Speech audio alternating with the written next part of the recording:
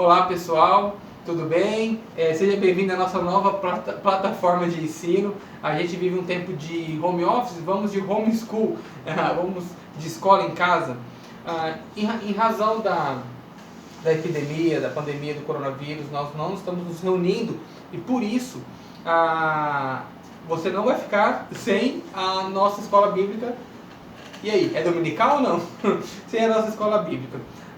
Eu sou o Bruno Carneiro, sou presbítero da igreja. Junto com o pastor William Santos, nós direcionamos para a sala de líderes. É uma sala voltada para líderes de GECOM, que são nossos grupos pequenos. E nós vamos trabalhar hoje alguns aspectos da liderança que fazem parte da vida de todos vocês, não só exclusivamente dos líderes de grupos pequenos, mas dos líderes em geral. Seja bem-vindo, então, você está na nossa EBD online. Vamos lá, pessoal. A gente, só para situar todos os irmãos, situar você que está nos assistindo, nós temos uma plataforma um método de ensino e que é baseado na palavra de Deus e em algumas literaturas. São alguns livros que nós temos nos baseado para lecionar sobre liderança. E a ideia aqui é que nós possamos sair daqui melhores, mais capacitados para sermos exemplos lá fora. Então hoje nós estamos praticamente isolados nos nossos lares, mas em nome de Jesus isso vai passar e nós vamos então poder pregar o Evangelho, e a gente pode fazer isso hoje também através das redes sociais, através dos nossos celulares, enfim. Mas nós precisamos entender que nós temos um papel de liderança dentro da nossa sociedade. E como eu estava dizendo sobre a literatura, nós usamos dois livros. Eu vou indicar um livro que eu li e que ele norteia desde então a minha caminhada na fé, que é o livro Em Seus Passos que Faria Jesus. Não sei se você consegue pegar porque eu estou com o microfone aqui. Em Seus Passos que Faria Jesus é um livro muito interessante, um livro que ajuda a gente a entender como é viver numa sociedade como Jesus viveria, se fosse os dias de hoje. E o que baseia a nossa aula, e vai ser a nossa aula de hoje, esse livro chama Estilo de Liderança de Jesus. Um presente muito querido que eu ganhei do presbítero Nerivaldo e que tem me ajudado muito. Então, assim, o que eu quero tratar hoje com vocês princípios de liderança. Vai ser as nossas próximas aulas, a partir de agora, né? A gente vai tratar os princípios. Porque eu não quero tratar aqui o que é ser líder, por que você tem que ser líder, o que é um líder hoje. Eu quero tratar os princípios, o que torna uma pessoa líder e por que ela é líder. E aí eu só quero que a gente faça uma reflexão breve. A nossa liderança, ela às vezes a gente confunde com uma liderança de uma grande empresa, de um grande país, de uma liderança de um governo. Mas todos nós temos aspectos de liderança no nosso dia a dia. Você pode ser líder dentro do seu lar, você pode ser líder dentro do seu trabalho, você pode ser líder na sua igreja, você pode exercer liderança deve ser sobre os seus filhos, a liderança junto com sua esposa, junto com seu esposo. Então, em algum aspecto da sua vida, você vai ter que tomar decisão. Em algum aspecto da sua vida, você vai ter que exercer influência sobre alguém. A gente já conversou isso nas aulas passadas. E por isso nós temos que entender alguns princípios. O primeiro princípio que nós vamos tratar hoje é o princípio da confirmação. O princípio da confirmação, o que trata o princípio da confirmação? É que quando nós nos tornamos líderes, essa liderança precisa ser confirmada, tanto pelas nossas atitudes, como pela pessoa de Jesus, como pela presença de Deus. Por que eu estou dizendo isso? Jesus, quando ele estabeleceu o ministério dele e exerceu liderança sobre essa terra, ele foi confirmado. Gostaria de abrir a palavra de Deus com vocês no livro de João, no capítulo 5, para vocês entenderem o que eu estou querendo dizer com isso. João capítulo 5, o versículo 37, ele fala assim, né? O Pai me enviou, esse mesmo é quem tem dado testemunho de mim. Jamais tendes ouvido a sua voz, nem visto a sua forma. O que Jesus está falando assim? O Pai tem me confirmado, o Pai tem testemunhado de mim. Deus não tinha se manifestado mais ali. Jesus vem e se manifesta como o Deus encarnado, e ele diz que o Pai o testemunhou, ou seja, o Pai o confirmou. Da mesma forma, aconteceu com os milagres. Os milagres de Jesus iam acontecendo e isso ia confirmando a sua autoridade, a sua liderança. Os discípulos iam vendo a Jesus, iam confirmando o ministério dele. Por que eu estou dizendo que Jesus precisava ser confirmado? Ele não tinha autoridade suficiente? Pelo contrário, por ele ter autoridade suficiente, a liderança dele era sendo manifesta e confirmada a cada passo. Não era só de palavras, não era meras falácias, não era mero título que Jesus ostentava. Ele ostentava confirmação. E por que eu estou trazendo isso? Por que eu estou falando sobre confirmação? Porque a nossa liderança, ela precisa assim, de passo a passo ser confirmada aqui na Terra. Quando nós convidamos os nossos vizinhos a conhecer o Evangelho, quando nós convidamos nossos parentes, nossos familiares, nossos colegas de trabalho para que conheçam o Evangelho, para que frequentem nossos grupos pequenos, para que quando eles venham, eles possam vir à nossa comunidade, conhecer a nossa igreja, nós temos que ter uma liderança confirmada. Nós precisamos ter um testemunho firme. Vamos lá. Se você é mentiroso, faz confusão, briguento, boca suja, dá mau testemunho, se tudo isso que você faz, e aí você, por entender que é filho de Deus e é nascido em Cristo, e só por isso você chega para as pessoas e fala assim, não, agora você vai ter que, quero que você venha para a minha igreja. São meras palavras não confirmadas. Uma liderança não confirmada. Uma liderança que é uma postura que não serve de nada. Esse é um grande risco que acontece conosco quando nós não temos o Espírito de Deus trabalhando em nós, quando nós não temos a palavra de Deus transformada em vida dentro de nós.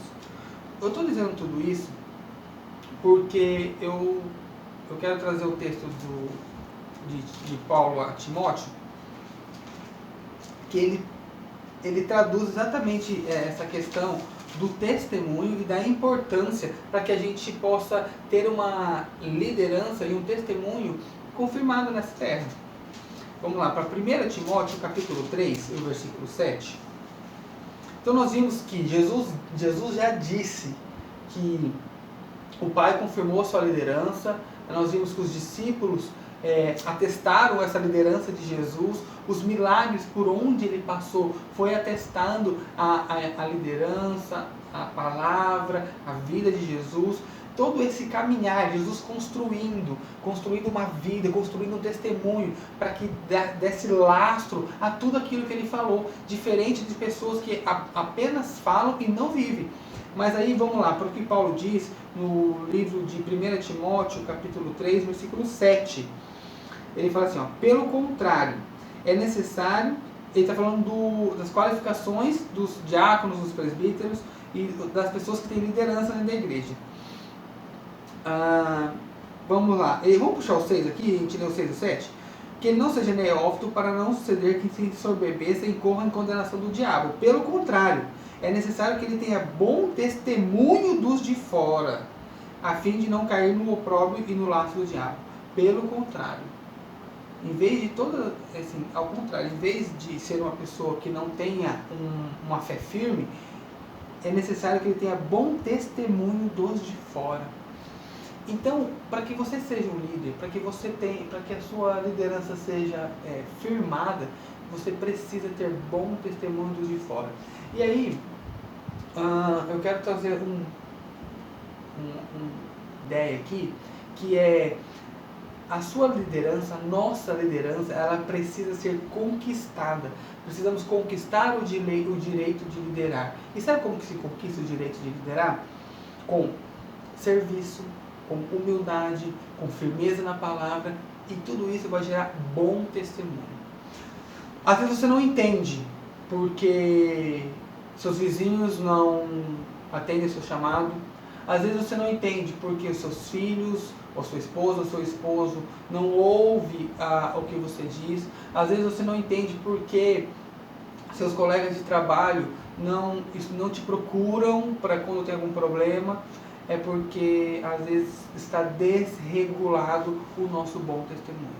Precisamos ser tolerantes, servos, porque a liderança nós estamos falando da liderança de Jesus, é uma liderança que serve, é uma liderança humilde, é uma liderança amorosa, não é uma liderança imposta.